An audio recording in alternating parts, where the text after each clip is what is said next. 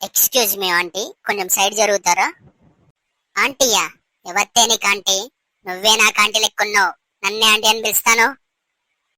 Sorry aunty. అగ్గో మళ్ళా మళ్ళా aunty అంటాను. దవడల దగ్గరకు వస్తే ఏమనుకుంటాను? శారీయా? నువ్వు కొనిచ్చే శారీ ఎవరికి కావాలి? కొంచెం జరిగితే టికెట్ తీసుకుంటా నేను. అంటే ఇక్కడ టికెట్ తీసుకునేటోళ్ళం మీ మనుషులం కదా?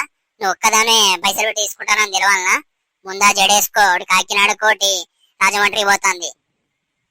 హే, దిస్ ఇస్ ఫ్యాషన్.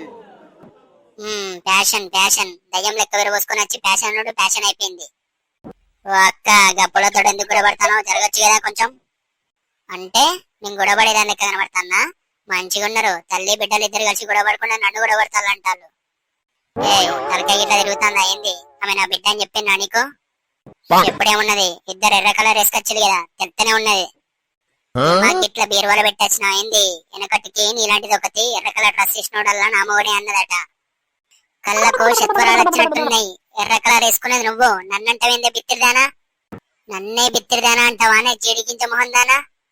నన్నే జేడిగింజ మొహం అంటావానే గోనె పెంకు మొహం దానా? ఓవే దారు డబ్బా, నువ్వే అరిగిపోయిన సబ్బా. కాళ్ళు నిరగొడితే ఏమనుకుంటానో, చేతులు మలుపుతా నువ్వేమనుకుంటాను?